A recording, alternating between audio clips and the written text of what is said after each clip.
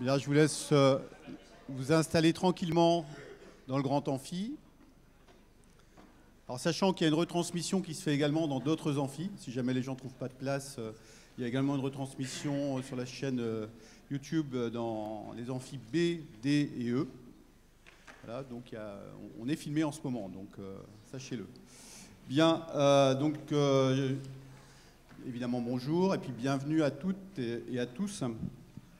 Donc dans ce qui est votre école, et pour fêter son centenaire. Donc je suis le nouveau directeur de l'ENSERB, je suis fraîchement élu puisque j'ai été nommé au 1er septembre, là, il y a à peine un mois. Voilà.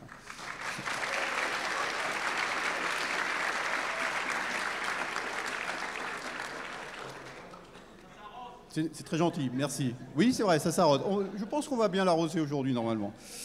Donc j'ai donc l'honneur et l'avantage de présider cette cérémonie qui va lancer en fait les festivités de la journée. Mais vous remarquez qu'à côté de moi, il y a Pierre Fabry, qui est également sur l'estrade et qui m'accompagne lors de cette cérémonie d'ouverture. Tout simplement parce que Pierre, c'est le directeur du centenaire. Donc c'est le seul. Il est et il restera le directeur de l'école pour le centenaire de l'école qui aurait dû être fêté, comme vous le savez, en 2020, en mars 2020. On avait préparé tout un tas de choses et puis bon, bing, on a eu le Covid. Ce qui fait qu'il a fallu étaler et donc ça fait 2 ans qu'on fête les 100 ans de l'école. Mais comme a souligné Émilie Chapelle, aujourd'hui c'est l'épilogue. Et je trouve que c'est finalement une très bonne qualification de ce que nous allons vivre aujourd'hui. Donc, je vais quand même passer la parole justement à Pierre, qui a quelques mots de bienvenue, et puis peut-être d'autres choses à vous dire. Donc, je lui laisse la parole quelques minutes. Bonjour à tous.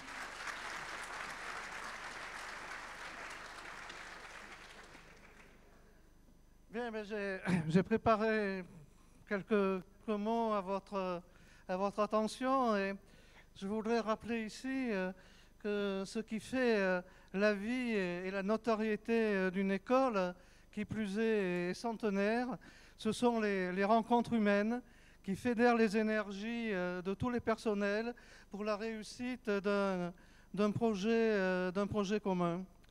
Et je vais faire un petit focus maintenant et dire un mot à l'attention de 2 personnages de l'école.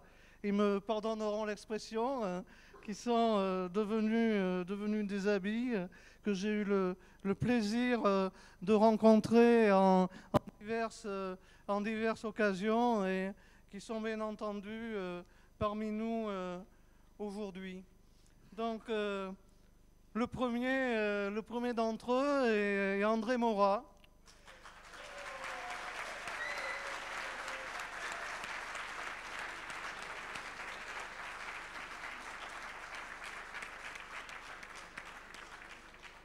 Qui, outre son investissement bien connu au profit de l'ENSERB historique, a aussi grandement facilité l'habilitation par la CTI de l'école interne MATPK, école interne de l'Université Bordeaux 1.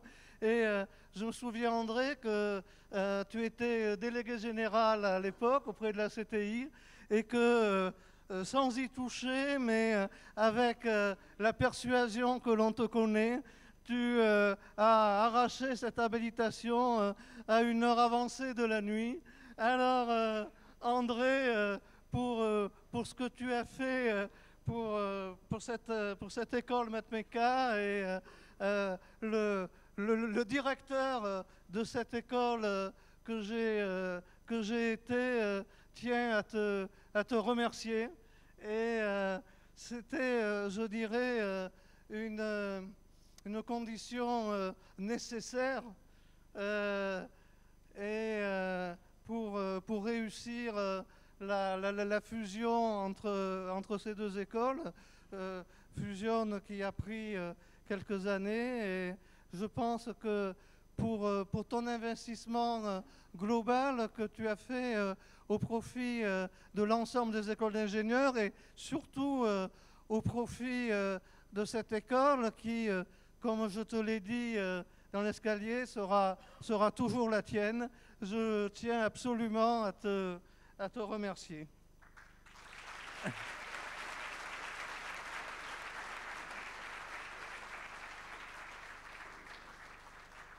Le deuxième personnage que je tiens à saluer, c'est Richard Castanet, qui est aussi parmi nous aujourd'hui. Ouais. Ah, d'accord. Richard, avec lequel, tu t'en souviens, j'ai beaucoup travaillé les samedis matins pour préparer la fusion des deux écoles dans le cadre de l'IPB qui plus tard a pris la marque Bordeaux INP. Et surtout, je tiens à saluer et à dire ici un peu publiquement des choses que les collègues ont un peu oubliées.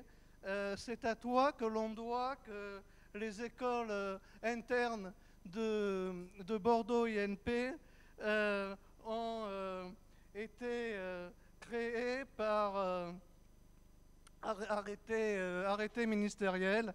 Je me souviens très bien du petit courrier électronique que tu as écrit à un politique du moment pour lui demander et l'alerter sur le fait que c'était vraiment une chose très importante pour la lisibilité de l'école.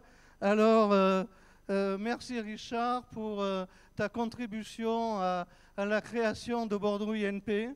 Je pense que, comme André et d'autres, tu auras été un directeur qui a marqué cette école et son épanouissement et sa notoriété.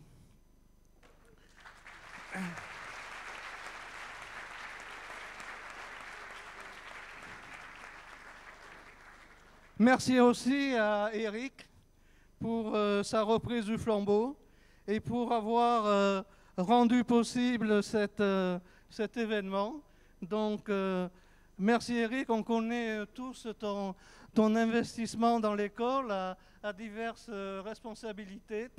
Et je rappelle ici que tu m'as accompagné pendant 5 ans dans mon mandat de directeur en tant que directeur adjoint avec une charge relativement ingrate où il fallait vérifier, regarder et construire le budget de l'école.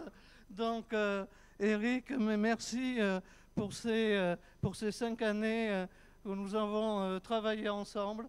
J'ai eu beaucoup de plaisir à travailler à tes côtés.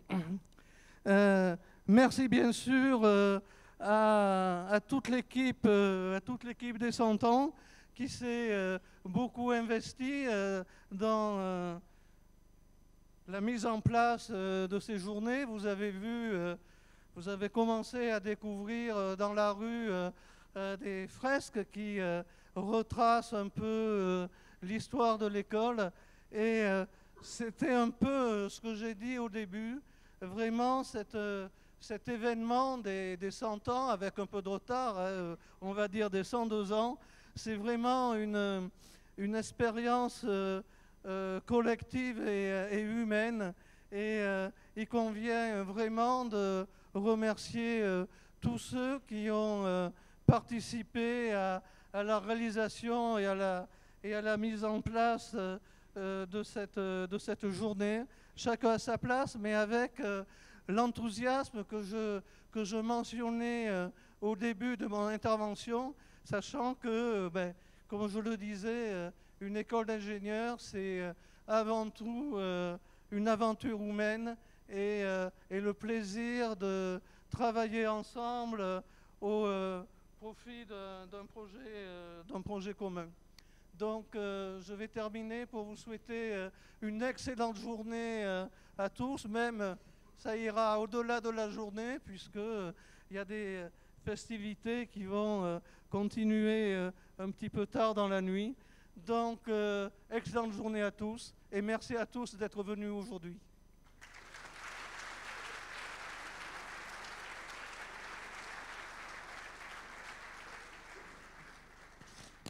Merci Pierre. Je me joins bien évidemment à Pierre pour remercier aussi toute l'équipe d'organisation des 100 ans qui a pas compté ses heures pour vous proposer le programme qu'on va avoir aujourd'hui. Donc, alors, Pierre a commencé à dévoiler un petit peu ce qui va se passer dans la journée. Donc, je vais juste vous apporter quelques compléments d'information. Donc, avant de vous retracer en quelques slides de l'histoire de l'école. Donc les informations sur la déroulée de la journée, sachant que la journée, en fait, pour les plus vaillants, va se poursuivre tard, certainement dans la nuit également. Donc on verra qui sont les plus endurants.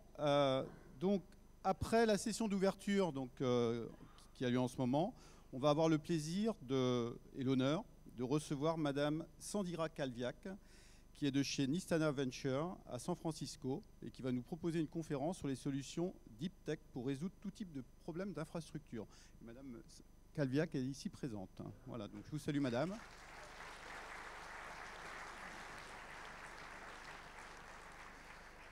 Donc à l'issue de la conférence, vous aurez ensuite accès aux showrooms. Alors les showrooms sont au premier étage, donc peut-être que vous avez eu l'occasion déjà d'aller les parcourir. Donc c'est dans les salles des TD 5 à 8. Donc il y a 4 salles en fait qui sont dédiées à ça. Comme l'a dit Pierre, il y a une frise chronologique qui a été déployée dans l'école. Donc ça, c'est impossible de ne pas la voir. On a complètement redécoré les murs. Donc ça retrace effectivement la vie de l'école plus en détail que ce que je vais faire moi par la suite. Alors le sens de parcours est totalement libre. Vous pouvez commencer par 2020 ou par 1920, c'est comme vous voulez. À partir de 18h30, va débuter le cocktail dînatoire qui est offert par l'école avec de nombreuses animations, plein de surprises. Donc vous verrez, ça se déroule à la fois dans l'ancien bâtiment. Alors ce qu'on appelle l'ancien bâtiment, c'est ce côté-ci, quoi. Et puis le nouveau bâtiment, c'est du côté du tram. Donc le but, c'est que ça circule. N'hésitez pas à passer d'un bâtiment à l'autre. Vous verrez, il y a des animations diverses et variées aux deux endroits. À partir de 22h, alors ça c'est important, on va vous proposer un spectacle surprise. Donc je ne vous dis rien, évidemment, parce que c'est une surprise. Donc par contre, ça va avoir lieu en extérieur. Donc on va sortir côté tram, là-bas, sur le parvis. Les nuits sont fraîches. Donc à 22h, prévoyez une petite laine. On va sortir, on ne va pas rester forcément très longtemps dehors, mais ça va durer, on va dire, une demi-heure. Donc prévoyez la petite laine, je vous dis ça. Voilà. Après, on re-rentre dans le bâtiment. On re-rentre, puisque après, c'est la soirée qui va être animée par le club Mix. Et ça, Mix, je l'ai bien prononcé, le Mix? Oui. Avec 2 espaces. Donc il y en a un qui sera, alors ça va rappeler des choses aux anciens, au niveau du rez-de-chaussée, du R-1, c'est-à-dire au niveau des amphis là, de l'ancien bâtiment. Et l'autre espace, ce sera dans l'espace ingénieur. Et donc, à présent, nous allons évoquer l'histoire de l'école et on va commencer par... Il était une fois une petite école d'ingénieurs en Nouvelle-Aquitaine, à Bordeaux, qui fêtait ses 100 ans d'existence. Pendant plus d'un siècle, elle avait formé des générations d'ingénieurs, toujours en suivant les enjeux techniques et technologiques de son temps. Fondée en 1920 et nommée à l'origine École de radiotélégraphie de Bordeaux, elle a jusqu'ici grandi et évolué pour devenir celle que nous connaissons tous aujourd'hui. Pourtant, son histoire est encore méconnue, malgré ces détails que le temps n'efface pas. Ceux que tout le monde voit, mais que personne ne regarde, et ceux devant lesquels vous passez tous les jours, mais n'y avez jamais prêté attention. Alors avec Pierre, et en s'inspirant d'une présentation d'André Morat qu'il a faite il y a 10 ans, pour les 90 ans de l'école, on a remis au goût du jour, et puis on va vous parler donc d'histoire d'ingénieur, et puis d'histoire d'école, et surtout d'histoire d'une école, qui est évidemment notre école. Donc c'est fortement inspiré, je cite l'auteur, le professeur André Morat. Donc un peu d'histoire, donc création des écoles d'ingénieurs en quelques dates. Donc ça commence par les ingénieurs fonctionnaires du roi. Donc en 1747, vous avez l'École royale des ponts et chaussées qui a été créée. En 1780, vous avez le duc de la Rochefoucauld qui fonde une école pour les pupilles en fait de son régiment et deviendra en fait Arts et Métiers qui est juste à côté de chez nous là, en face. Quelquefois ils nous font des misères d'ailleurs, mais enfin bon. En 1783, l'École royale des mines. Et puis la Révolution, donc en 1794, vous avez le comité de salut public en fait, qui crée une commission des travaux publics, ce qui conduira à l'école centrale des travaux publics, qui deviendra l'école polytechnique. À Bordeaux, donc ça c'est un siècle plus tard, donc la première école c'est pas la nôtre, mais on n'est pas loin derrière, mais enfin c'est pas la nôtre. Donc c'est l'école de chimie appliquée à l'industrie et à l'agriculture en 1891, et puis nous arrivons ensuite en 1920 avec l'école de radiotélégraphie, et c'est ça qui est important. J'insiste bien sur le radiotélégraphie de Bordeaux, donc avec les sigles ERB. La régulation, alors là c'est André Morat, il tient beaucoup à ça évidemment, c'est très important, hein, puisqu'il a été membre évidemment de la commission des titres d'ingénieur, donc la CTI, donc, qui a été créée en 1934 et qui est toujours en activité d'ailleurs. On est passé à la moulinette, c'était il y a 2 ans, on s'en souvient encore. Quelques événements, donc 2 événements essentiels. Alors, essentiel selon André Morat, hein. Il y a d'autres événements dans l'histoire, mais en tout cas pour notre école c'est essentiel. Donc c'est le premier message transatlantique qui est transmis depuis l'émetteur de la Croix d'Ins. Alors si vous vous demandez où est-ce que c'est pas très loin d'ici en fait, hein. C'est du côté de Cestas, j'ai été regardé, j'ai été vérifié. Voilà. Donc c'est juste à côté en fait de là où on est. Et puis le deuxième événement, on va dire majeur, mais qui est certainement pas le moindre, c'est la création de l'école de radiotélégraphie de Bordeaux, j'en ai déjà parlé.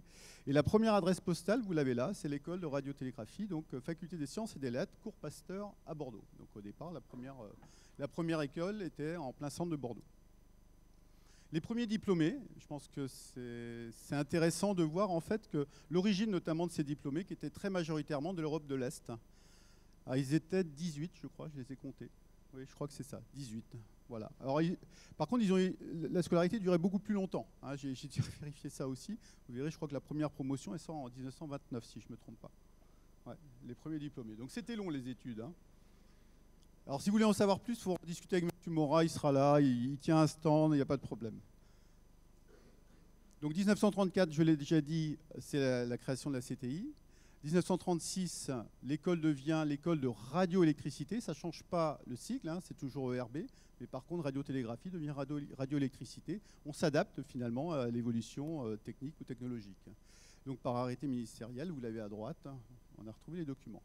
Enfin, André Morat a retrouvé les documents. Je ne sais pas comment il trouve tout ça, mais enfin. 1941, ben évidemment, période noire de l'histoire. Et donc, l'école, en fait, les Allemands ne souhaitent évidemment pas qu'on continue à faire de la radio. Donc, on change d'appellation et on s'appelle l'école d'application moderne de l'électricité, EAME. Et vous remarquerez que ce n'est pas à Paris, hein, c'est à Vichy que se fait la rédaction de cet arrêté. Mais 1944, même avant l'armistice, c'est ça qui est étonnant, c'est-à-dire que très vite, en fait, on retrouve le nom de radioélectricité, donc avec un arrêté en novembre 1944. Alors là, on a sauté. Alors si vous voulez en savoir plus, entre 44 et 60, il faut aller dans la rue, il y a plein de choses. Il y a plein d'autres choses. Mais on a gardé, on va dire, les choses qui touchent notamment et au bâtimentaire et à l'évolution du nom de l'école.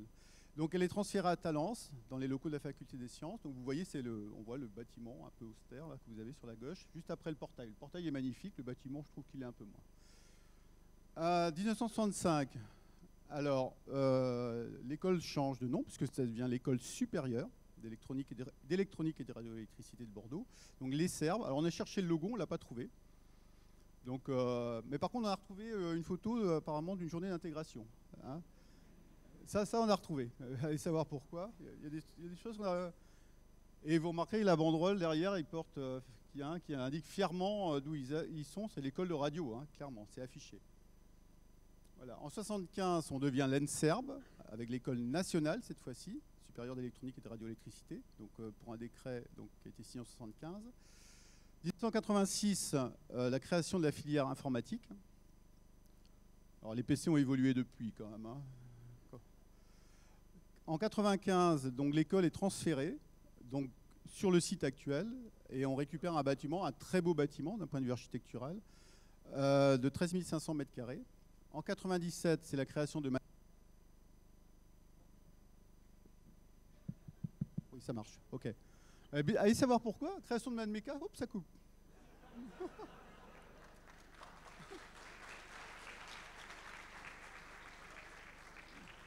Ça doit être les anciens NSERB qui ont dû, il doit y avoir une application là. un électronicien quelconque là, qui a dû pirater le signal. Donc 97, création de MADMECA, qui est donc une école d'ingénieurs interne à l'université, donc en modélisation mathématique et mécanique, donc l'université Bordeaux 1. En 2000, on rajoute l'EI, j'étais là d'ailleurs, j'étais en conseil d'administration, je me souviens. Donc on ne change pas la prononciation, hein, l'ENSERB reste toujours l'ENSERB, mais sauf qu'il y a l'EI en plus qui permet de faire apparaître l'informatique, mais pas que. Le R aussi évolue, on est passé de radioélectricité, cette fois-ci radiocommunication, pour encore une fois coller à l'évolution des technologies. Parallèlement à ça, cette même année, en 2000, on crée la filière télécom, hein, nouvelle filière, donc la 3e filière de l'école. En 2002, la première filière par alternance, donc qui s'appelait à l'époque Réseau et télécommunications, qui s'appellera en 2005 Réseau et systèmes d'information, et en 2022, vous voyez qu'on continue à s'adapter, c'est Réseau et informatique. 2009, alors année chargée 2009, hein, parce que alors, on a la création de l'Institut Polytechnique de Bordeaux. Nous avons la chance d'avoir Marc Phalippou qui est parmi nous, qui est le directeur général de Bordeaux INP, ancien directeur de l'ENSERB d'ailleurs. Merci à Marc d'être présent.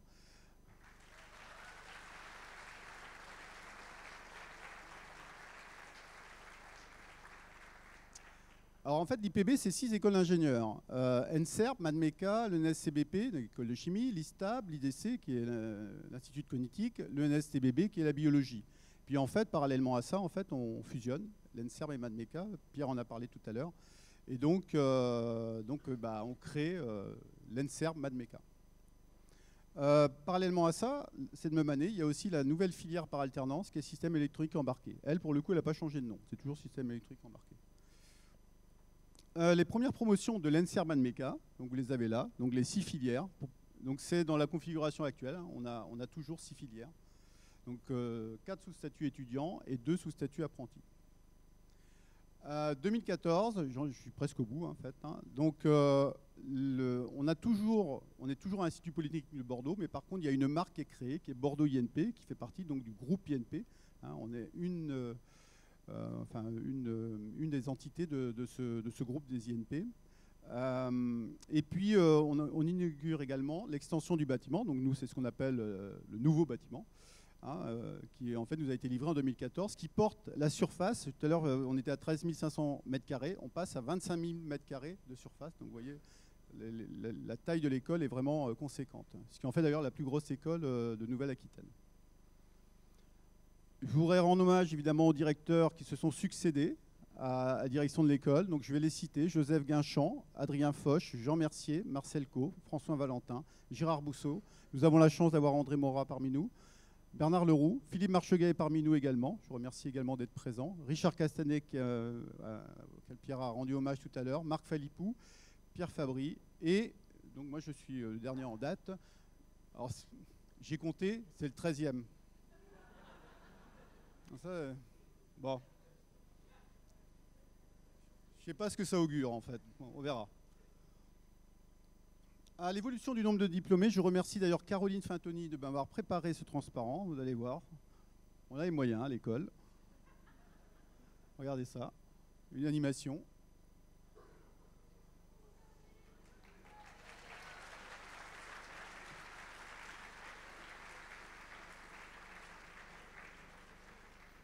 Donc nous sommes partis en 1929 avec 18 diplômés et on a mis le chiffre de 2020, c'est-à-dire le centenaire, où on a 361 diplômés, ce qui montre donc encore une fois que cette école se porte bien, hein, puisque son nombre de diplômés ne cesse d'augmenter.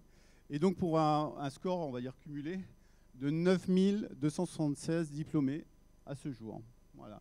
Et le dernier, alors je vous ai mis les différents, enfin Caroline vous a mis les différents logos. Et on a le dernier en date, hein, puisqu'on a changé de logo cette année. Ah, pour terminer, petite citation d'un ingénieur. Bon, c'est André Morat hein, qui l'a également constitué, ce transparent. Donc l'ingénieur en question dit « J'ai refait les calculs ». Donc il confirme l'opinion des spécialistes, à savoir que notre idée est irréalisable. Moralité, il ne nous reste qu'une chose à faire, la réaliser. Et maintenant, la suite. Petite dernière question tout de même. Est-ce que vous savez où est-ce qu'on pourrait trouver des traces du document originel de l'acte de création de l'école ? Eh bien, dans les archives de l'école même, il y a une copie, mais une copie qui est réécrite. Il n'existait pas de photocopie en 1920. Alors, le document, ben, il est dans les archives du ministère, mais néanmoins, il suffit d'y aller discrètement avec un smartphone et puis on fait une photo, quoi. Merci, merci. Voilà, comme vous voyez, donc le ministre s'appelait André Honorat et il a signé le 7 avril 1920 le texte que je considère être le plus important de sa carrière de ministre. Parfait. Eh ben, merci beaucoup, en tout cas. Et c'est ainsi que Pierre et Rémi eurent réponse à leurs questions. Tout ça n'était à l'origine qu'un simple petit bout de papier.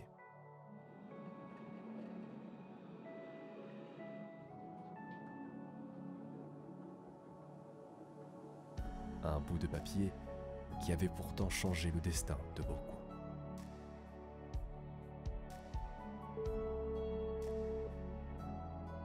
Moi, j'y ai trouvé des super amis, j'y ai trouvé ma femme. Vraiment, moi, c'était mes plus belles, vraiment des très très très belles années. Brice et moi, on a gardé des contacts avec énormément de nos copains de l'époque. Il y avait une ambiance associative très très bonne, puis les cours étaient à un bon niveau. De très très beaux souvenirs, 3 super années, il y a des liens qui se sont construits durant ces 3 années. Même si on se revoit qu'une fois par an ou une fois tous les 2 ans, c'est comme si c'était hier. Je peux vous garantir qu'on ne se voit pas vieillir et l'ENSERB c'était l'année dernière.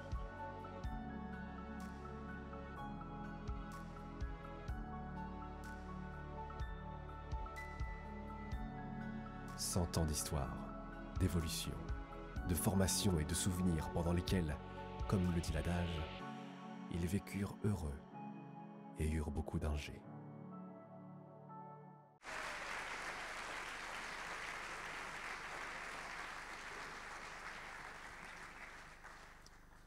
Quelques derniers remerciements donc à André Morat évidemment, puisque encore une fois on s'est fortement inspiré de ce qu'il avait fait. Voilà, et toutes les informations qu'il a pu nous donner. Vous remarquez qu'il était aussi sur la vidéo. Et puisque je parle de la vidéo, je voudrais saluer les réalisateurs de ces vidéos. En fait, si vous allez sur le site de l'école ou en tout cas sur YouTube, vous tapez 100 ans ENSERB et vous allez trouver la vidéo, mais complète, en 3 épisodes. Donc il y a beaucoup plus d'informations que ça. Je vous encourage vivement à la regarder. J'ai pris que le début et que la fin. Voilà, et ça donne déjà ça. Bon, on a les poils au garde-vous quand même. Hein. Et donc, je voudrais remercier donc, Rémi Soubiran et Pierre Camelet qui est là. Donc, Pierre, si tu veux bien monter.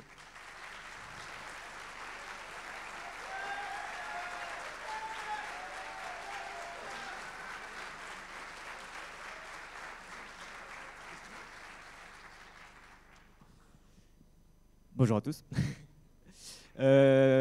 Oui, voilà, vous avez pu voir un petit bout de la vidéo qu'on a faite pour les 100 ans. Donc voilà, elle est disponible sur YouTube de l'ENSERB Mathmeca.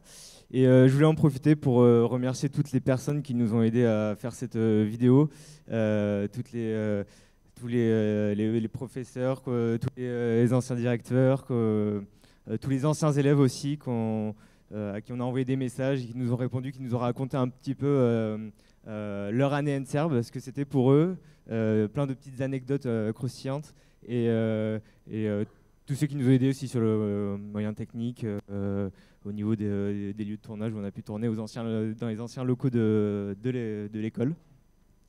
Voilà, et je pense qu'on peut tous être fiers de notre école et de son histoire. Voilà, merci.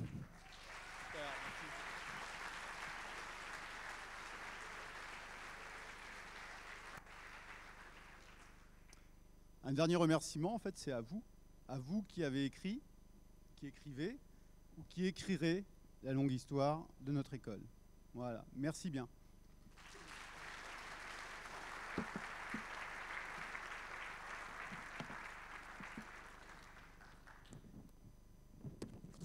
Alors on va, bon, un petit moment d'émotion quand même. Donc on va passer maintenant à donc, une présentation type conférence. Donc je vais accueillir donc, Sandira Calviac. Donc je la laisse tranquillement s'installer sur l'estrade. Donc la voici. Alors Sandira est Managing Partner chez Nistana Venture qui soutient des startups early stage dirigées par des équipes inclusives qui offrent des solutions en majorité deep tech afin de résoudre des problèmes d'infrastructure urgents et complexes, que ce soit dans le domaine de la santé, de l'espace, de la mobilité, du civique, du climat, du storytelling. Elle siège également au cercle d'experts de la plateforme d'investissement Invest Direct, après avoir été membre du conseil d'administration de Synapse Medicine, start-up d'intelligence artificielle basée à Bordeaux. Auparavant, elle a été entrepreneur en résidence au Angels Forum, un des plus anciens syndicats de business angels de la Silicon Valley. Sandira fut aussi la PDG de Voxon Photonics, qui est une start-up incubée chez Techstar, qui produit la première plateforme informatique holographique 3D sans lunettes au monde. Donc, pendant qu'elle dirigeait l'unité des partenariats stratégiques pour Open Garden, plateforme de réseau mesh mobile, P2P, point à point, quoi, en fait. Ces efforts ont permis une levée de fonds supérieure au montant recherché. Sandira a contribué à produire à Seattle Angel Conference un bootcamp pour les business angels conçu pour favoriser et développer un écosystème de financement locaux, une alternative à la Silicon Valley essentielle pour retenir sur place les prochains grands employeurs de la région. Après 10 ans, plusieurs fonds locaux de capital risque ont été créés à la suite de cette initiative. Ayant créé sa première entreprise à 16 ans, elle a contribué à la croissance de 4 entités. Son parcours l'a menée de l'Europe à New York, Seattle, puis la Silicon Valley, en passant par l'Inde et Hong Kong. Médiatrice certifiée, Sandira est bénévole pour la ville de San Francisco auprès des Community Board, le plus ancien centre de résolution de conflits aux États-Unis. Sandira aime partager sa passion pour l'entrepreneuriat dans les universités du monde entier et reste un mentor actif dans des incubateurs tels que Catapult, Factor Berlin ou Techstar. Voilà, donc je pense qu'on va apprendre plein de choses avec Sandira. Je lui donne la parole. Merci beaucoup.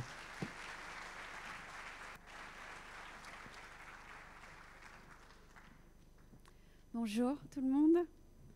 Merci pour cette introduction très détaillée. Tout d'abord, je tiens à vous dire que je suis très nerveuse. Vous représentez l'infrastructure de la France. Et d'ailleurs, ces dernières années, présamment et ainsi que le futur, n'est-ce pas ? Donc merci à la faculté pour cette invitation à partager mon expérience. Espérons que cela vous servira à quelque chose, si ce n'est de passer un bon moment ensemble. Merci. Donc, je m'appelle Sandira. J'habite à San Francisco, comme il a été dit, depuis presque 10 ans. Après avoir vécu à Seattle et avant cela toute ma vingtaine à New York City et quelques mois par-ci par-là en Asie. Alors, dans l'introduction, on vous a dit que j'allais être annonciatrice peut-être de solutions deep tech. En fait, on m'a aussi demandé de parler de mon expérience. Je vais faire ça et après, on pourra. Vous êtes les bienvenus pour me poser des questions précises. Donc, le métier que je pratique et me suis construit sur mesure est simplement le véhicule de mes passions et frustrations, sur lesquelles je reviendrai plus tard. En effet, je chasse des jeunes startups, jeunes pousses ou startups, dans le but de structurer des levées de fonds, typiquement entre 1 et 50 millions d'euros en appliquant 3 critères. Numéro 1, est-ce que l'offre proposée par cette startup, en majorité deep tech, après, bon, sur les notions de climat, je commence à regarder low-tech, contribue à faire un monde de bisounours. 2, ai-je envie de contribuer à rendre ces fondateurs, fondatrices plus riches ? À savoir, sont-ils ou elles sympas, bienveillants, inclusives et conscients des enjeux ? 3, ont-ils ou elles la niaque d'adresser un marché global, y compris les États-Unis ? En effet, si on prend une personne au Kansas, un jeune ou une jeune, elles ne se poseront aucune limite géographique. Ici, on a tendance à, beaucoup moins maintenant, à avoir un modèle linéaire. On nous demande, il y a une pression de l'écosystème qui nous demande de focaliser sur d'abord être numéro 1 en Aquitaine, puis en France, puis peut-être l'Allemagne, ça, il y a un cheminement. Et c'est vrai que, puis avec des startups qui sont 90% basées sur l'ingénierie, en parallèle, aux États-Unis, on va se retrouver avec très vite 50-50 ingénierie, business, et peut-être une technologie moins performante, mais qui aura, pardon my French, coq-bloqué tout le marché. Et donc ici, on se retrouve, et je vous parlais de frustration tout à l'heure, avec souvent un scénario où, oui, on va être numéro 1 ici, et on se retrouve à donc attendre d'être peut-être racheté par le géant américain. Et j'attends avec impatience de voir l'inverse, qui s'est déjà produit, et j'espère qu'il se produira de plus en plus. Mais avant cela, et de rentrer plus dans les détails, j'aimerais préfacer cet échange par une dédicace auprès de la Global Alliance of Territorial Communities, GATC. En effet, j'ai eu le grand privilège d'accompagner cette alliance de représentants de collectifs de tribus autochtones en rendez-vous à l'ONU, entre autres, pendant cette semaine du climat à New York. Et ce fut l'opportunité d'apprendre énormément et aussi de se remettre en question, sur le fond ainsi que la forme. Récemment à Glasgow, lors de la dernière COP 26, à laquelle ont participé 200 pays, des donateurs et fonds ont établi le pacte suivant. Financer directement les communautés autochtones, ces gardiennes de nos forêts, le poumon de la planète, à hauteur de 1,7 milliard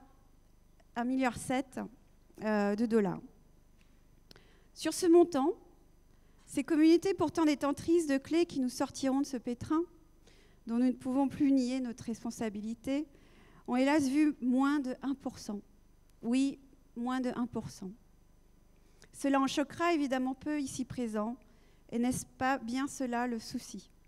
Face à notre cynisme légendaire, face aux injustices, cette alliance est le résultat d'un tour de force qui me pousse encore une fois à questionner la limite de la pensée dominante. Elles en ont en effet eu marre et ont décidé de prendre les choses en main, en rassemblant en seulement 8 ans 35 millions de personnes, de communautés forestières dans 24 pays, en Asie, Afrique et Amérique centrale et latine. Ces gardiennes et gardiens de notre avenir sont donc responsables de plus de la moitié de la totalité de la surface globale de forêt tropicale, soit 958 millions d'hectares. Cette organisation multireprésentative est donc le fruit, comme je vous l'ai exprimé, d'un véritable tour de force qui leur permet de présenter un agenda commun face à cette crise climatique universelle.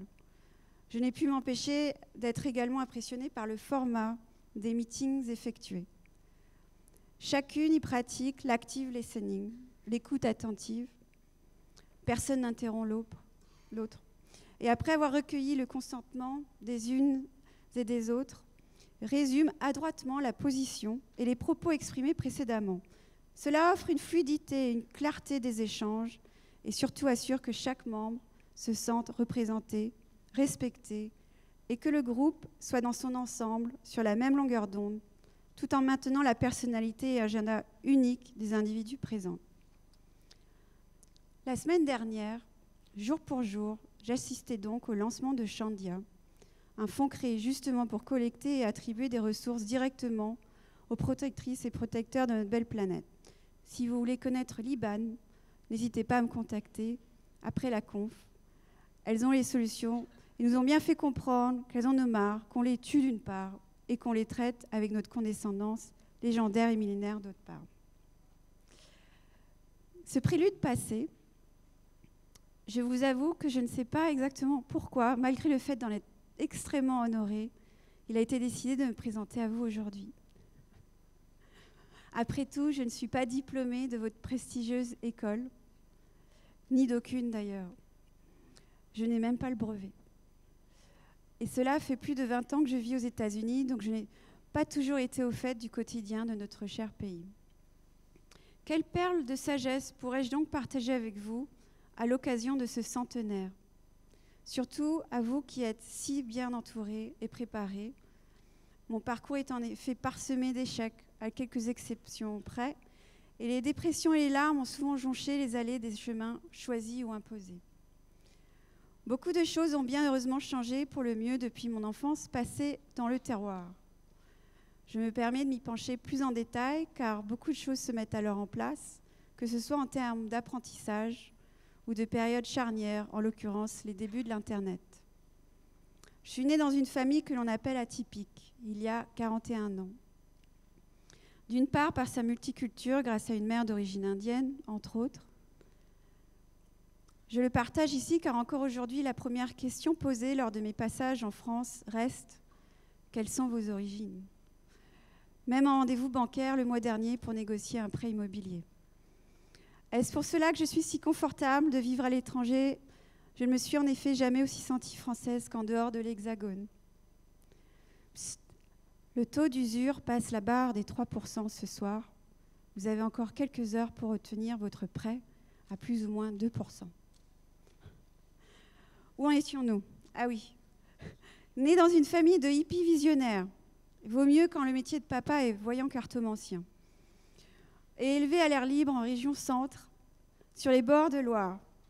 Nous avions peu, mais mes parents, grands fans de science-fiction, au point d'appeler ma sœur Leia, inspirée par La Guerre des Étoiles, avaient fait le pari du numérique. Nous étions donc équipés d'un ordinateur dès la naissance. J'appris donc à écrire mon prénom sur un clavier avant de tenir un crayon, chose commune ces jours-ci, mais bien rare à l'époque. Un contrôle fiscal s'abat sur notre famille. 15 ans plus tard, après que l'administration admette qu'il s'était trompé, oups, le résultat est désastreux.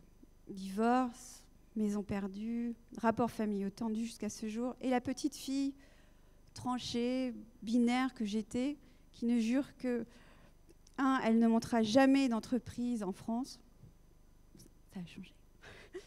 2, devient obsédée par l'indépendance financière. 3, développe un rapport particulier, en somme, insécurisé à la notion d'habitat. Et je ne parle pas de ce que cela a coûté en thérapie. Pour nous éloigner de ce stress, ma mère décide de ce que peut être une excellente opportunité de visiter le sud de l'Inde. Je fais donc ma 3e par correspondance en mode itinérant. Là-bas, en plein milieu des années 90, je découvre le pouvoir d'Internet. Ce pouvoir de permettre à des personnes situées à des endroits opposés du globe de travailler ensemble en visitant notamment un campus Microsoft ou équivalent. À 15 ans, retour en France. Je refuse de réintégrer un cursus classique. En effet, pas assez doué pour sauter de classe, mais trop pour ne pas s'ennuyer en cours. Je décide donc de hacker mon éducation. CNED le matin et informatique, Internet l'après-midi, avec une manie de lire les codes sources des premiers sites Internet. Sortie de l'école alors classique me permit de développer une pensée en dehors des limites finies que veut présenter une classe.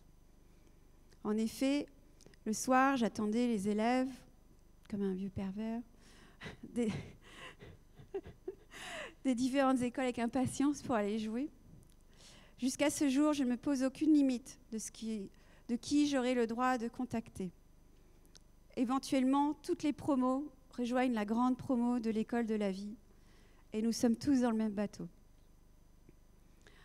Une fois par semaine, à l'heure des concerts Céline Dion ou Spice Girls, je montais à Paris pour me rendre religieusement sur les salons informatiques. Je me souviens encore du jour où je regarde Bill Gates et Steve Jobs sur un grand écran à Porte de Versailles qui annonce l'investissement de Microsoft pour sauver Apple. Je tape en parallèle aux portes des entreprises fournisseurs d'accès Internet local. Comme dans une scène issue de Singing in the Rain, dans laquelle on remplace Gotta Dance par Gotta Code. Je ne voulais pas de salaire, simplement être au milieu de l'action. À ce moment-là, je sentais le sol bouger. Je ne voulais pas passer à côté de cette révolution noosphérique naissante. Pendant que les uns se préparaient à aller en prépa, je voulais apprendre sur le tas afin de ne pas passer à côté d'un moment que je savais historique. La version moins glamour est que j'étais perdue et angoissée par les options. Des options que je ressentais comme des sentences, des rails impossibles à changer. Réponse des entreprises alors approchée. Ah, on ne peut rien faire sans convention de stage. je rentre chez moi penaude pendant quelques semaines. Sachant que lorsque je parlais de mes rêves aux riverains de ma petite bourgade, 2 types de commentaires. L'Internet, c'est pour le porno, non? Tu as trop de rêves, tu risques d'échouer. Forte de ces encouragements, je pars pour Londres. J'y vais avec tous mes cartons, qui incluent surtout mes cours de CNED, pour le bac, accompagnée de ma mère. Je reste, elle repart, pour rejoindre notre famille. Je ne me rends pas compte, à ce moment-là encore, de la force que cela représente de sa part. Je ne sais pas si j'en serai moi-même capable. Là-bas, les choses ne se passent évidemment pas comme prévu. Je deviens alors au pair pour avoir un toit dans une ville impressionnante. Rappelez-vous que j'arrive de ma campagne. Après tout, si un jour j'ai des enfants, autant s'entraîner sur ceux des autres. Pendant que les enfants sont à l'école, je tape aux portes. Ma routine Got a Code ne fonctionne toujours pas. L'adaptation est encore une fois nécessaire. Je retourne sur le marché, j'ai 17 ans, mais cette fois-ci, j'ai modelé mon pitch après ce que j'imagine être un Arthur Anderson. D'autant que j'ai investi dans un costard acheté à Carrefour, bleu électrique. Le pitch: je travaille dans telle boîte, en omettant de préciser qu'il s'agissait d'un one-woman show, qui fonctionne sur un modèle de SS2I. Nous fournissons tel et tel service, programmation, référencement, etc. Et on vous enverra une personne de notre équipe, en l'occurrence moi, pour vous livrer la presta. J'étais alors persuadée de 2 choses. Que 1, j'étais en mesure de livrer de la valeur sous la forme d'une prestation de qualité. Et 2, je méritais d'être payée au prix du marché. D'où ce stratagème qui consistait simplement à cacher mon âge. J'étais en effet à l'époque en total déni de mon identité d'entrepreneur. Ce pitch produit des résultats positifs.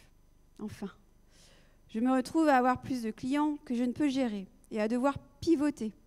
On n'utilisait pas encore ce terme, pour être 100% sur le SEO. Vous vous souvenez de l'époque pré-Google, quand il fallait gérer plus d'une dizaine de moteurs et annuaires de recherche? Je serai toujours reconnaissante aux British qui m'ont posé à ce moment-là uniquement 2 questions. What do you do? Que faites-vous? How much?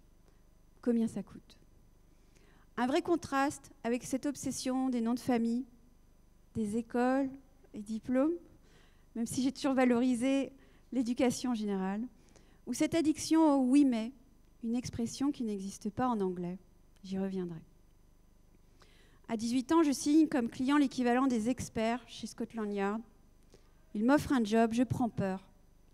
Ils doivent faire un background check avant chaque recrutement et je ne sais pas si je suis en Angleterre comme il se doit. Cette phobie administrative m'handicape encore aujourd'hui, à l'inverse de ma sœur, agricultrice bio, qui maîtrise parfaitement tous ces sujets.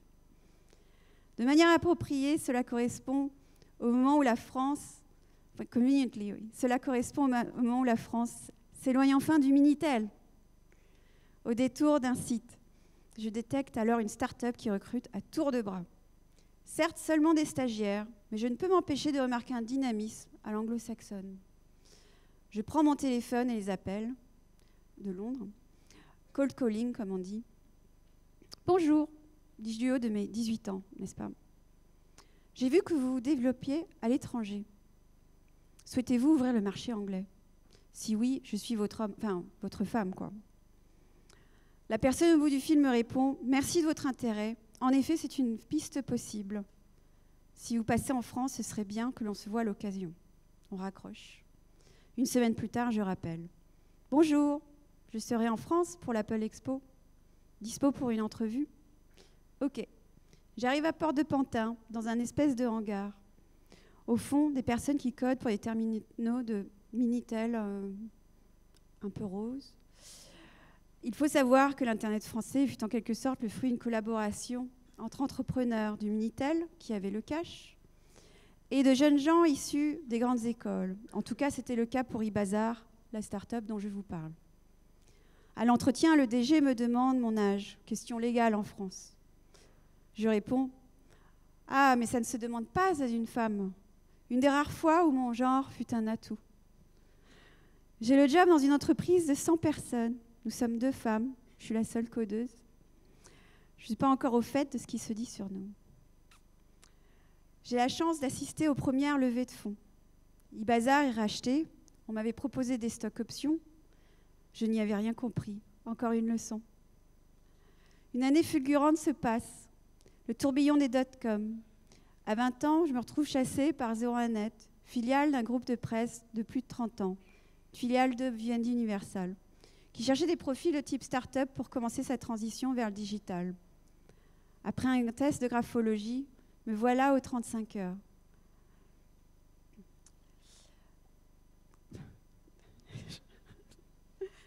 J'ai arrêté d'écrire après ça. Maintenant, place à l'impro. C'était une entreprise qui... donc c'est ma première et je pense dernière corpo. On était 500. Et j'étais toujours aussi curieuse et simplement ébahie par la taille d'une entreprise, telle entreprise. Donc je passais chaque matin 2 heures sur mon temps à dire bonjour à tout le monde, en demandant ce qu'ils faisaient. Alors au début, les gens étaient assez parano, ils se demandaient ce que je leur voulais. Et au bout de 6 mois, surtout étant à ce moment-là, j'ai oublié de vous dire que j'ai commencé en tant que développeuse, mais je me posais souvent la question de pourquoi. Pourquoi on me demande de coder ceci? Pourquoi on me demande de coder cela? Et avec l'évolution de sites ou d'applications que je codais, venait la question de l'usage. Donc une fois que j'avais codé, on me disait bah, tiens, maintenant on a besoin d'utilisateurs. Donc c'est comme ça que j'ai évolué dans les métiers en interne et je suis passée jusqu'à product manager, marketing, partenariat pour avoir du contenu, puis ce qu'on appelle aujourd'hui le business développement pour générer de la monétisation et du trafic. Donc je me retrouve dans cette grande entreprise et au bout de 6 mois, le mur de Berlin fond et je me retrouve à parler avec un journaliste en lui demandant qu'est-ce qu'il faisait de sa journée. Il me répond, je vais interviewer Sergey Brin. Pour ceux qui ne sont pas familiers, on entend souvent le nom Larry Page. Sergey Brin, c'est le cofondateur de Google. Connaissant mes rockstars, je tombe en émoi et je me dis, je viens avec toi, emmène-moi. Il me dit non. Je n'arrête pas de le talonner. Et là, il comprend qu'il n'y a rien à faire. Donc il me dit, ok, viens, mais tu ne dis rien. On est à l'hôtel Crillon. Donc là, c'est un déjeuner de presse pour lancer un nouveau produit pour Google. Il y a une table, une longue table rectangulaire. Je m'assois et en face de moi, il décide de s'asseoir. Donc Sergey Brin s'assoit. C'était un personnage assez rare à l'époque, parce qu'en France, à ce moment-là, quand on faisait une start-up, ce qui était rare, voilà, c'était un gars technique qui se retrouvait directement face à la presse. À ce moment-là, c'était une tradition, on va dire, de recruter un senior qui passerait bien auprès des banques et des investisseurs. Donc il défie cet archétype. En plus de ça, il y a 2 femmes, 2 VP, chacune à ses côtés. Et ça, c'était aussi une vision assez, inédite. À l'époque, encore une fois, il y avait très très peu de femmes qui étaient patronnes de boîtes Internet. Et le business model, on va dire, classique était on est soit femme 2, fille 2 ou maîtresse 2. Donc j'étais en grand besoin de voir un autre path, un autre cheminement. Et là, donc, je vois ces femmes qui ont percé ce que je percevais à l'époque comme un plafond de verre, voire granit. Et je flash. Donc on est le 12 juin 2002. Alors chacun doit poser une question. Et ça tombe sur moi aussi. Alors on m'avait dit de ne pas parler, donc je parle quand même. Je pose ma question et à la fin, je serre la main. Il me dit, vous avez posé une bonne question. Je ne me lave pas la main pendant 1 semaine. Bon, je rigole. Mais c'est le jour où j'ai décidé de déménager aux États-Unis. Alors il faut savoir qu'en parallèle de tout ça, n'ayant pas accès à l'ENSERB, comment je faisais pour apprendre? Il fallait qu'on s'organisait. Donc on organisait on avait des associations, des groupes. On se rencontrait tard le soir, après le travail. On avait des réseaux, un par exemple qui s'appelait Cyberel, qui était décideuse des nouvelles technologies. Et lors d'une de ces... Ah oui, après l'e-crash, c'est devenu de plus en plus important d'avoir ces réseaux. Une opportunité se présente au niveau du groupe test, enfin le groupe de presse dont je vous parlais. Un plan social arrive. Et on avait le droit de lever la main. Si on levait la main, on laissait une place derrière à quelqu'un avec un crédit, des enfants, une famille. Je lève la main et je me retrouve donc au chômage. J'avais pas vraiment ficelé le plan à ce moment-là. Et en plus, on est en plein e-crash. Donc le nombre de personnes qui étaient au chômage était incroyable. Donc qu'est-ce qu'on fait? On organise des grosses soirées sur les Champs-Élysées, on remplit des clubs, et un peu comme vous allez faire ce soir, on fait des soirées. Et nous, on avait des t-shirts Network Angel, et notre boulot, c'était de savoir ce que faisait chacun et chacune, et de matcher l'offre et la demande entre ces personnes. Donc c'est comme ça qu'on animait le temps, et qu'on créait des communautés. En parallèle de ça, avant Facebook, qu'est-ce qu'on faisait? On appelait... Vous vous souvenez, pour ceux qui étaient là, on prenait son téléphone, on appelait les gens pour savoir comment ils allaient. En tout cas, moi, c'est ce que je faisais. Je parlais à quelqu'un de random, voilà, tous les 6 mois, pour savoir ce qu'il faisait. Un de ces coups de fil amène à une start-up qui était dans le wireless. Et là, il se trouve que ça correspondait exactement à ce que je cherchais. Hein. Je me souviens d'une scène où je suis sur mes toilettes. Et sur la couve d'un magasin informatique, il y a écrit Wireless, The Next Frontier. Donc cette personne me dit, voilà, on a fait un nouveau lecteur de code barre Bluetooth, on est à Porte de Versailles, viens nous voir. Bon, j'y vais. Là, il me propose de travailler à Marly-le-Roi. Je fais non, moi je veux aller aux États-Unis. Voilà. Suite à cette rencontre, on est quelques mois après cette rencontre avec Sergey Brin. Tiens, toi, ton père a des connexions à New York, est-ce que tu pourrais m'aider? Non. Dans ma tête, je me dis, oh là là, quand même. Alors, je ne dis rien, mais je l'emmène à un événement, un de ces événements dont je vous parlais, un peu plus niche, sur le wireless. Il regarde comment j'opère, et au bout de la soirée, on se retrouve à discuter. Et là, il me dit, bon alors New York, il me pose plein de questions pour un peu détecter la motivation. Et je slalome ces questions. Et au bout d'un moment, il me dit, écoute, finalement, j'ai une start-up à New York. Et j'ai un stagiaire qui part. Dans ma tête, j'avais déjà décidé d'y aller et d'être serveuse. Parce que j'avais essayé d'envoyer plein de CV à M. Brin et à d'autres. Et il y avait toujours la question du visa. Donc, rejet. Donc, cette personne me dit, stagiaire dans une compagnie de wireless. Entre ça et être serveuse, mon cœur balance. Je lui réponds, poker face, il n'y a pas de petit boulot. 1 mois après, je suis partie, j'arrive à New York. On est juste après le 11 septembre, donc j'ai la chance d'arriver avec un job en poche. Un certain stage, mais un job. Donc là commence une espèce de période d'essai, on confirme les visas. Ça se passe... très bien, j'apprends énormément. Je suis restée donc 9 ans. Hein. Pour résumer sur ce que j'ai appris de cette période-là, numéro 1, on est dans une ville de triage.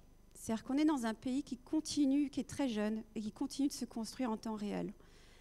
Et on est face à un arrivage d'immigrants qui est extraordinaire. Donc pour ça, ils ont développé un système qui est un système de triage. What do you do? OK. Toi, tu vas là, toi, tu vas là. Et il y a toute personne à New York, finalement, devient un power broker, un broker de triage. Voilà. Lack of a better word.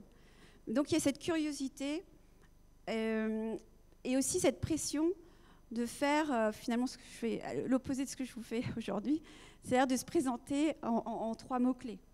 Parce qu'on n'a pas le temps, il y a tellement de personnes. La deuxième chose que je retiens de cette expérience à New York, j'avais pris des cours d'improv, de théâtre d'impro. Et c'est là que je découvre la méthode Yes and. Et donc, on prend cette histoire de oui mais. Donc en France, petite anecdote, j'ai une amie qui rentre de New York en France pour trouver un mari. Elle en a marre du dating américain. Et on se parle à peine 3 mois après son retour. Et on avait une conversation et chaque bout de phrase était frictionné, on va dire, de sa part par un oui mais. C'est-à-dire, j'allais dire, je disais quelque chose et elle me répondait oui mais, oui mais, oui mais. Je lui fais remarquer, elle me dit oh, ah oui. Bon, mais c'est très parlant et c'est très parlant. Et c'est quoi le yes and? Le yes and, c'est dans une scène d'impro. Qui a fait de l'impro ici? Ah, okay. D'où le sourire, ok. Je vais balancer une scène. Je vais vous dire bonjour Madame Michu. Vous êtes visiblement un homme. Votre réaction pourrait être ah mais non, mais moi, je suis pas... Voilà. Donc ça, c'est une friction. Donc avec le yes and, je balance un data point et en fait on accepte la data qu'on reçoit et on construit par-dessus. C'est super comme format pour les brainstorming et c'est un format qui est très courant quand on fait des meetings avec des Américains. Ça permet vraiment d'être dans la construction, d'avancer, de progresser. Donc ça, c'est la deuxième chose. Il y a eu plein d'autres learnings et je serais ravie de les partager plus tard, mais fast forward. Donc, en résumé, mon expérience à New York fut de la tech. Ah oui, donc après le 11 septembre, les choses étaient à plat et donc je me suis retrouvée privilégiée dans le sens de voir et de découvrir comment on reconstruisait un écosystème tech. À ce moment-là, tout avait été recentré sur la Silicon Valley. Donc là, on a commencé, pareil, à faire des meetings, à organiser la scène, à tel point que je ne pouvais même plus rentrer. Donc là, c'était... Et maintenant, la scène new-yorkaise, il me semble, est le deuxième écosystème en termes de funding aux États-Unis après Silicon Valley, et de temps en temps quasiment égal. Au bout de ces années, je me pose la question de c'est quoi cette autre Amérique?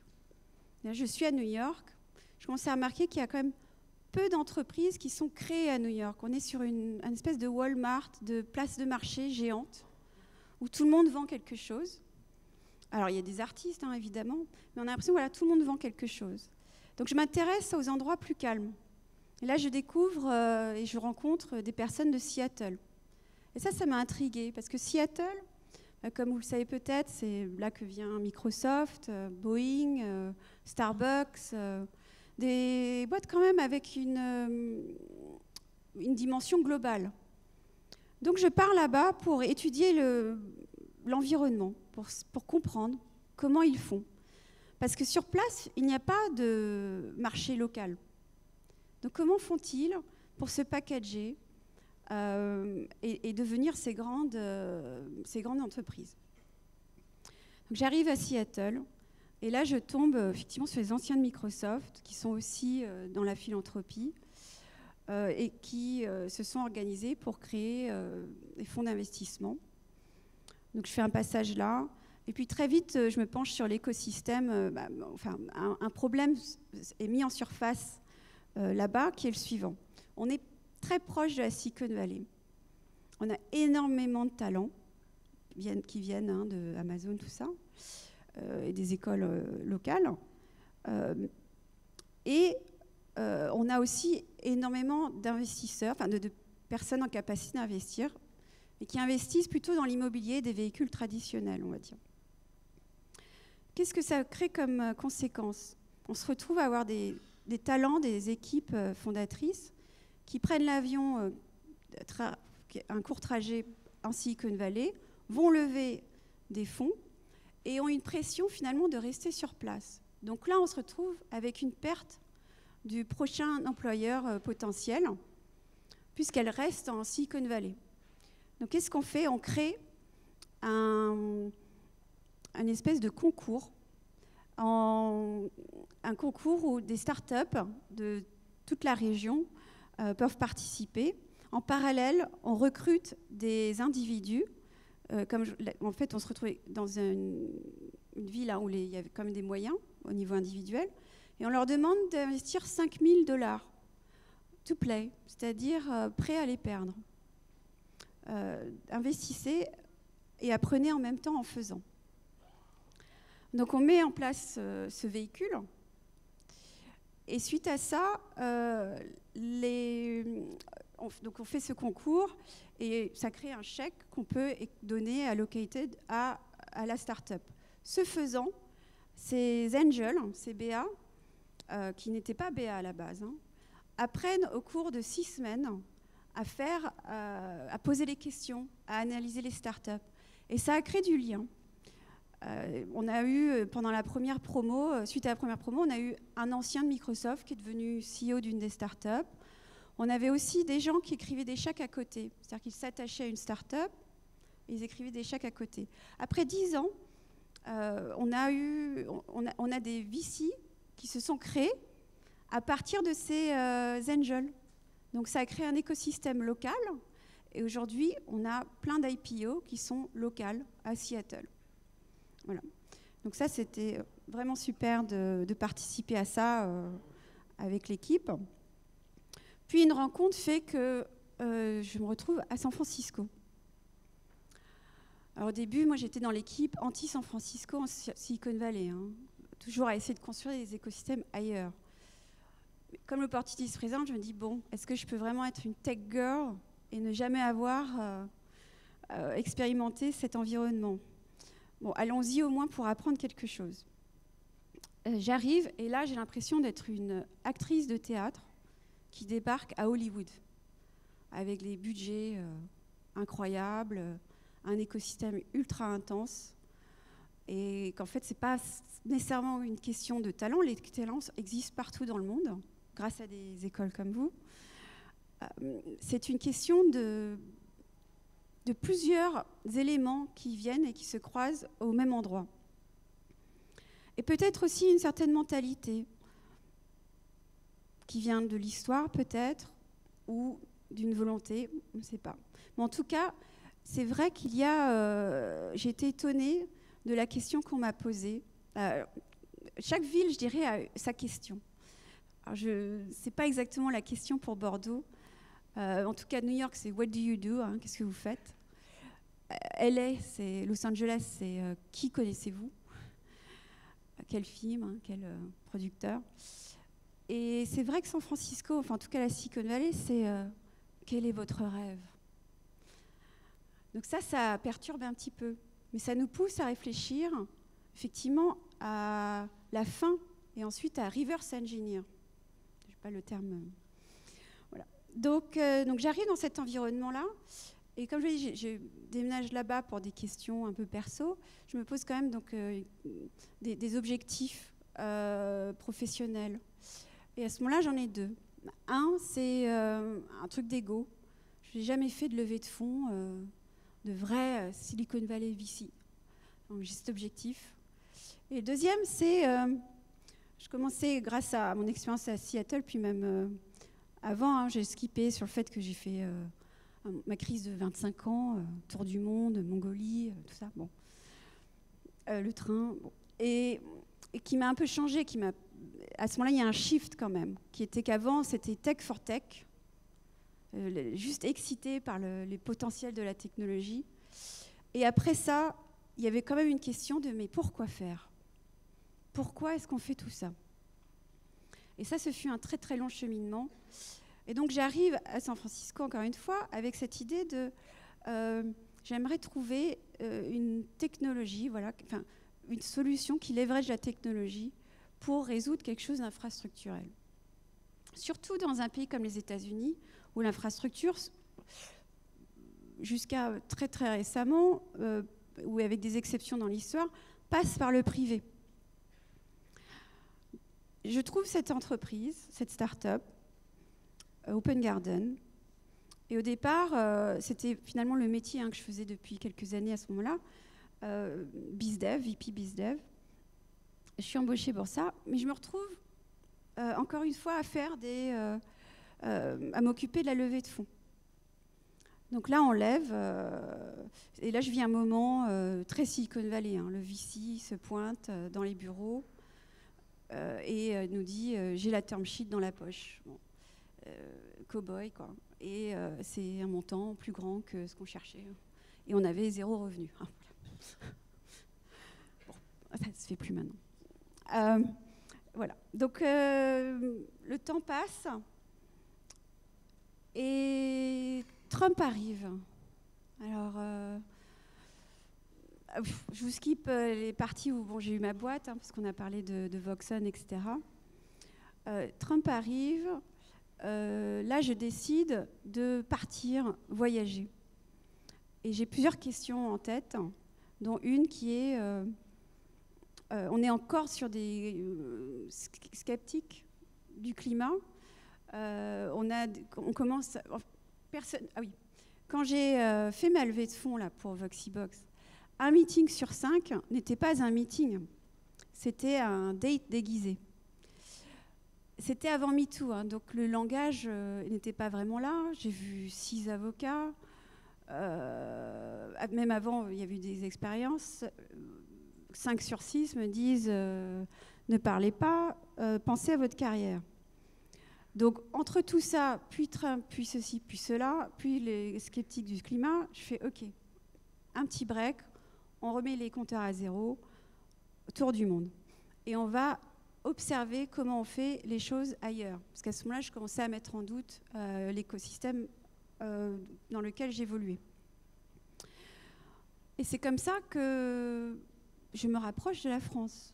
Je reçois un coup de fil de Marc Bagur, qui est un Bordelais. Et on avait essayé de travailler ensemble sur des startups. Et on était restés en contact. Il voit le tour du monde, il m'appelle, il me dit « Il faut absolument que tu passes à Bordeaux. C'est la Silicon Valley de la France. »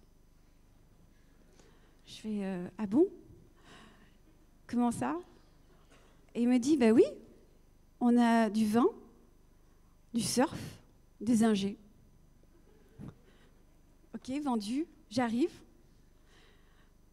J'arrive au moment où Mounir est aussi sur place. C'était le directeur, le secrétaire digital pour la France. Il y avait un grand meeting à la CCI, French Tech, 600 French Techies, peut-être certains parmi vous, étaient sur place. Et là, au milieu de la pièce, je rencontre Clément, qui ressemble à Harry Potter, et qui a une cofondatrice, CTO, check, et une équipe absolument phénoménale en termes de personnalité, de parcours, de diversité. Qu'est-ce qu'ils font? Peut-être que vous les connaissez, ils sont locaux. Ils ont une intelligence artificielle qui permet de détecter instantanément les conflits entre médicaments. Déjà en place au CHU de Bordeaux, à ce moment-là, et pas de funding. Ah, je suis étonnée. Ça correspond à peu près aux critères dont on parlait. Et en plus, avec effectivement un intérêt, l'international, ils parlent anglais. OK. Check, check, check.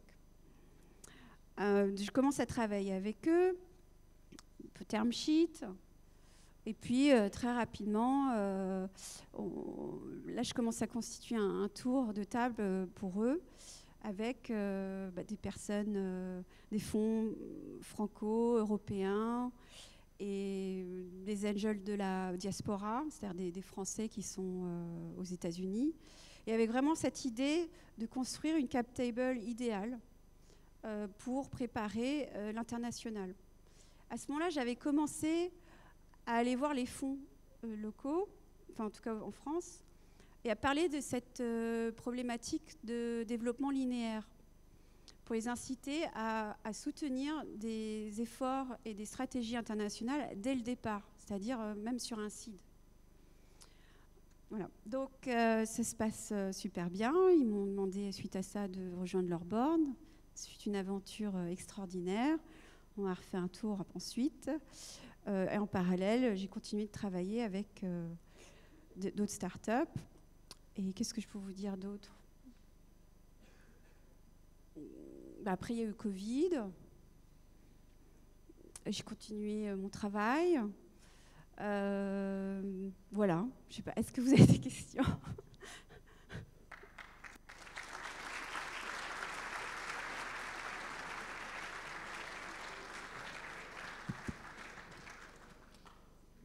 Merci Sandira. Je pense qu'on n'a pas l'habitude ici d'avoir ce genre de conférence qui est un petit peu... on est plus sur l'entrepreneuriat et tout ça, même si on a Citinov au niveau de Bordeaux INP également qui a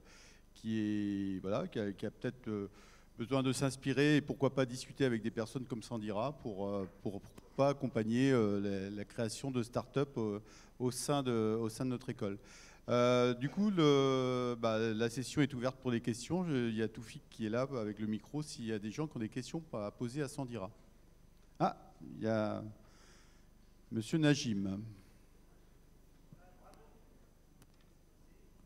Problème de micro.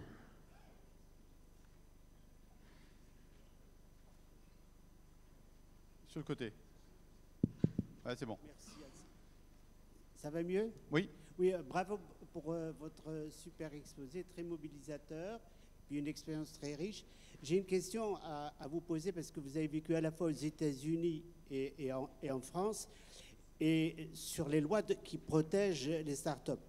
Aux États-Unis, le Sénat a voté une loi en 1953 qui s'appelle le Small Business Act, qui n'a pas d'équivalent en France. C'est-à-dire que finalement, pour ceux qui ne connaissent pas le Small Business Act, c'est la protection et la garantie que les startups, les petites entreprises, ont toujours une part du gâteau quand il y a les grands appels d'offres. C'est-à-dire qu'on leur réserve une partie du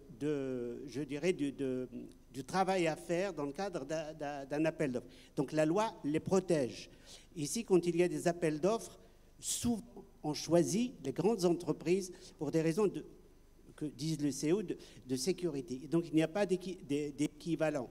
Donc il y a un vide de protection qui ne permet pas le développement. Il y a un deuxième aspect, tant que j'ai la parole, c'est l'aspect suivant. Vous qui avez vécu donc aux États-Unis et à San Francisco, et comme dit la chanson, I left my heart in San Francisco, là-bas, on finance sur une idée.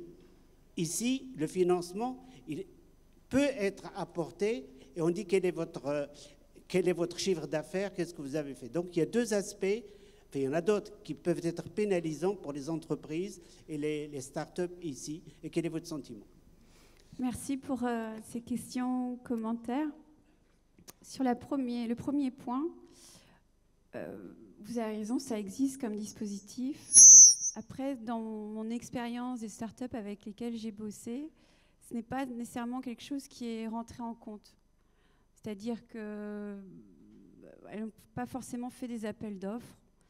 On a une espèce de sales funnel, on va taper une centaine de clients potentiels et on fait un pitch. Et donc ça suit on va dire un sales cycle qui est assez classique. Voilà, qu'on peut retrouver ici.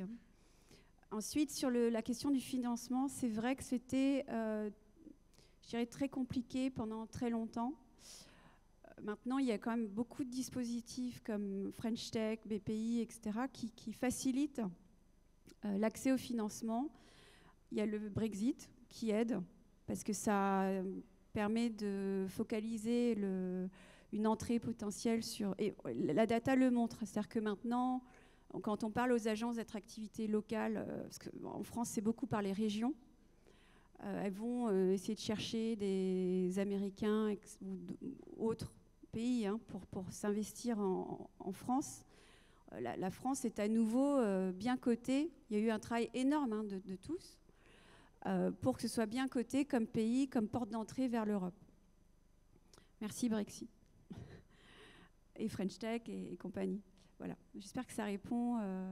Après, sur un dernier point, je pense que ce qui aide aussi, je suis convaincue de ça, c'est ce qui anime énormément ce que je fais, quand je vous parlais de frustration, une des frustrations aussi, c'est quand on voit, donc je travaille très peu avec des numéros 1. Pourquoi? Parce que donc, un client US égale 10 en France, 10 en France égale 0 aux US.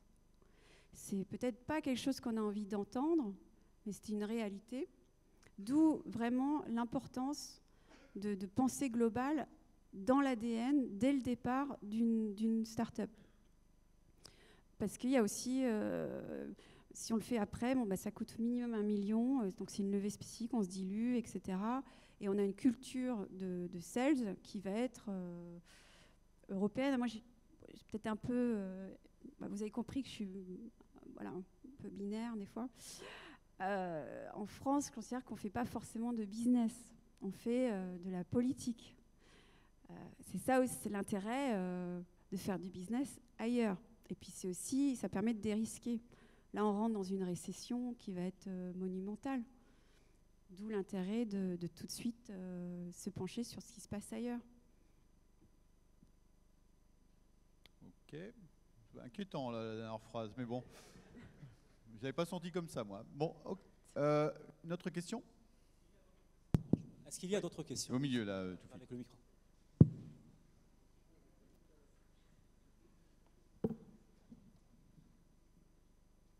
Bonjour. Bonjour.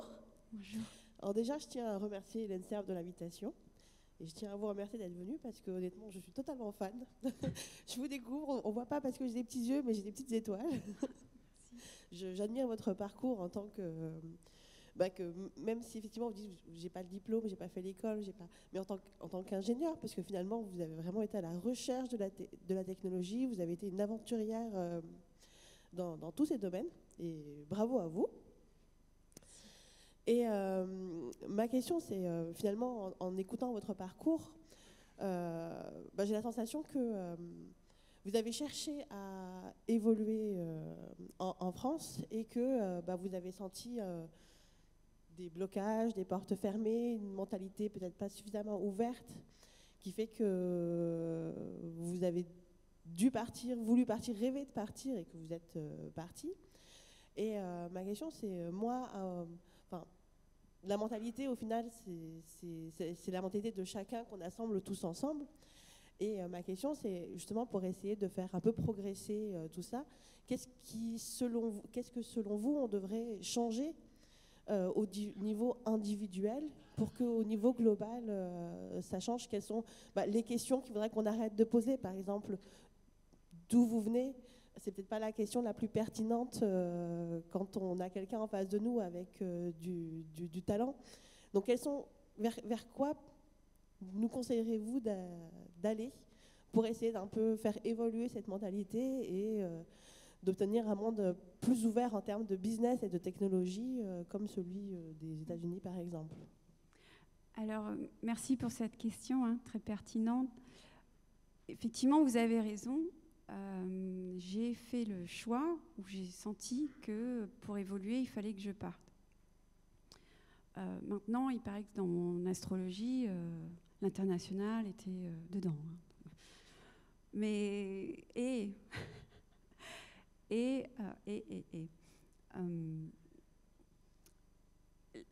la bonne nouvelle, c'est que l'environnement en France a énormément changé.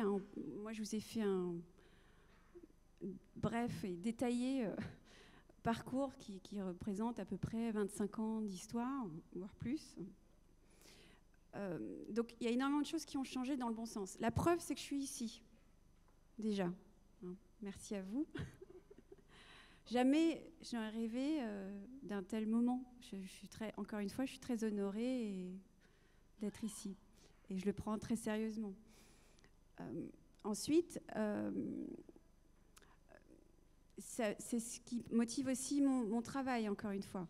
C'est-à-dire qu'il y a eu un moment charnier à San Francisco / Berkeley. On m'a demandé on m'a même payé pour mettre des notes sur une haute école de commerce. Donc des graduates de MBA de cette école qui venaient pitcher. Donc je devais noter déjà le concept de noter des pitchs. Et je vous avoue que j'ai été effarée par deux choses. D'une part, le niveau des pitchs. C'est-à-dire qu'on venait presque demander la permission de faire pipi. Bon, alors voilà, on aimerait faire ci, faire ça. Et donc ça, j'ai confronté gentiment, communication non violente. Et je leur ai dit, écoutez, j'aurais pu vous écrire un chèque là. Est-ce que vous vous rendez compte que vous êtes en Silicon Valley, vous atterrissez, et là, même si je voulais, je ne pourrais pas en fait. Et là, la réponse était mais vous êtes qui? Et donc suite à ça, je réponds, parce que je ne vais pas me laisser faire, je réponds avec un exemple. Donc une amie à moi, qui aujourd'hui vit ici, une amie à moi prend un avion. C'est une New-Yorkaise, elle prend un avion. À la fin de l'avion, quand elle atterrit, elle a vendu sa boîte au voisin de siège dans l'avion. Et cet exemple est parlant. C'est-à-dire que quand on est entrepreneur, on l'est dès qu'on se réveille le matin, scout toujours prêt, quoi. Et ça, c'est pas simplement pour critiquer que je vous raconte ça, c'est ce qui m'a fait effectivement venir. Pour moi, c'était hors de question qu'on revienne avec des pitchs comme ça de France. Non seulement parce que nous aussi, on fait un travail de concierge, je veux dire, on ouvre des portes, on organise des meetings avec si les gens veulent un meeting avec Netflix, voilà, les gros. Et ça, c'est pareil, c'est une autre habitude, parler d'habitude à changer, c'est une autre habitude qu'on a, par exemple le CES, c'est un grand événement. Alors, on voit énormément de photos entre soi, des selfies avec la bande de potes. Et c'est vrai que les Américains, ils ne comprennent pas ça. Ils font un meeting, ils vont faire un premier meeting, mais ils ne feront pas le deuxième. Pourquoi? Parce qu'on a parlé, on a fait connaissance, etc. Et ils ne comprennent pas qu'à la fin, il n'y a pas un next step pour faire du business. C'est un peu la même corrélation avec le dating. C'est-à-dire qu'en France, on va se tourner autour, d'abord socialement, après on arrive, on parle, et puis voilà. Par contre, le moment où on passe, voilà, c'est toute la casserole. Les Américains, dans le dating, ça suit en fait une carte de baseball. Première étape, le bisou. Deuxième étape, ils ont breakdown, la partie physique. Rien à voir avec ce qui se passe dans le cœur, mais il y a un process. Et c'est pareil en business, c'est-à-dire qu'il faut de l'action tout de suite. On monte ses revolvers tout de suite. Voilà, ils sont chargés, on est prêt s'il y a besoin. Bon, est-ce que c'est la meilleure façon? Je ne sais pas, mais en tout cas, c'est une façon de faire qui peut être assez efficace. Voilà, donc j'espère que... Ok, peut-être une dernière question. C'était complètement cohérent avec justement le oui dont vous avez parlé tout à l'heure par rapport au oui mais. Le oui mais, il est extrêmement bloquant, pénalisant. Et si vous voulez avoir cette réactivité qui est essentielle, c'est le oui, c'est évident. C'est tout ce que je voulais faire remarquer, parce que ça m'a beaucoup plu ce que vous avez dit là, parce que c'est vrai qu'on est quand même un peu pénalisé par le oui mais. Très bien. Merci à vous. Merci. Je crois qu'il y a une dernière question, Toufik. Oui, et quand on fait un meeting avec les Américains, on fait un follow-up, surtout en Silicon Valley, dans les 24 heures. Nous, les Français, on a du mal avec les follow-up. Bonjour. Ouais, petite question par rapport finalement à la dichotomie entre la technique et le business dont vous avez parlé. Donc c'est une question qui s'adresse éventuellement à vous et aussi aux anciens directeurs et aux nouveaux là. Est-ce que, sachant que moi je travaille à Thales là, donc on est très branché techno, on fait des très très bons produits. Par contre, vis-à-vis du nombre d'ingénieurs qui travaillent sur la technique, on a beaucoup de mal à faire de business. Est-ce que c'est une partie commence à adresser un petit peu côté à l'école, puisque finalement, faire de la tech pour de la tech, bah, au final, ça marche pas, quoi. Et donc, est-ce que, alors la question s'adresse côté directeur chez nous, là, et de votre côté, avoir bah, finalement tous ces VC qui vont financer, là, est-ce que vous sentez les choses changer un petit peu par rapport aux jeunes techies français qui ne sont que techies et qui ne sont pas du tout branchés business, ou ça reste vraiment deux univers complètement différents? Alors, pour la deuxième question, oui, ça change. Bon, ça change aussi grâce au modèle incubateur. En tout cas, côté start-up, ça change. Je ne pourrais pas répondre pour des environnements comme le vôtre. Et peut-être que c'est en travaillant avec des startups que vous pouvez aussi évoluer dans ce sens-là. L'autre dimension, on en parlait un petit peu au début avec la dédicace, c'est qu'on n'a plus vraiment le choix que de se poser la question du sens et de pourquoi et surtout des conséquences. Et aussi de sortir, alors, pardon my French, une certaine masturbation technologique. Parce que des fois, quand on est geek, aussi, enfin, on peut se perdre dans le plaisir insufflé par la découverte et la manifestation d'une nouvelle technologie. Et maintenant, plus que jamais, on est dans une course contre la montre, on doit vraiment se poser la question, quitte à mettre la tech de côté. C'est pour ça que moi, je commence à regarder low-tech. Un exemple. Non. Je dis low-tech, c'est pour ça que je dis... Oups. Et voilà, encore piraté. Donc, un exemple précis, c'est en bâtiment, je m'y intéresse. On parle les lois sur le DPE ont changé. On parle de maisons passives, etc. On nous propose certaines solutions. Est-ce qu'on n'aurait pas intérêt à les regarder en Afrique, environnements qui ont une expérience de la chaleur, des solutions d'autoventilation mécanique quelque part, sans électricité, surtout avec le prix de l'électricité en ce moment. Voilà, est-ce qu'aujourd'hui on hérite d'un monde où on a fait venir le monde entier à nous pour aller à l'école, pour apprendre? Est-ce qu'il ne serait pas temps d'ouvrir une NSERB en Afrique, de recruter des professeurs là-bas, d'aller apprendre ou en Inde ou ailleurs? Enfin, il y a toute cette partie du monde où le flux n'allait que dans un sens. Est-ce qu'on ne paye pas le prix de cette démarche? Je vais répondre à la question parce que finalement elle m'est un peu adressée pour la partie Afrique. On est en train de regarder à une collaboration avec le Bénin actuellement. Alors c'est pas forcément sur les questions dont on parle là, sur l'IA justement, mais et aussi avec le Sénégal, on regarde aussi des choses. Donc voilà, on s'intéresse également à ces pays-là, bien évidemment, pour monter des collaborations avec eux. Voilà. Mais après, pour répondre à la question, tous les élèves ingénieurs de l'ENSERB sont sensibilisés à la création d'entreprises. Mais il faut tout pour faire un monde. Il faut aussi des gens pour travailler sur la partie technique.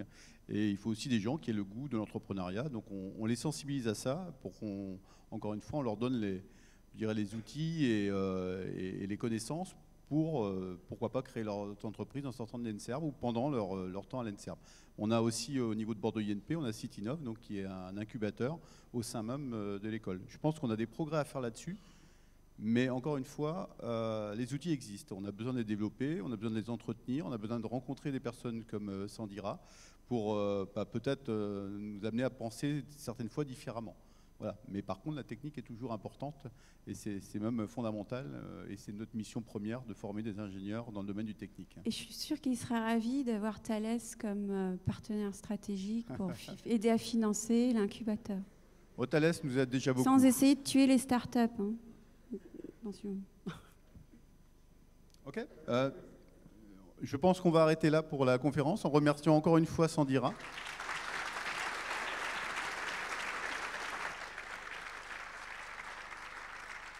Et donc, je vous invite maintenant à déambuler dans l'école, à aller visiter à la fois l'exposition, de la frise chronologique et pourquoi pas également les... Enfin, en tout cas, je vous encourage à aller voir également les showrooms des différentes filières. Merci à tous, on se revoit bientôt.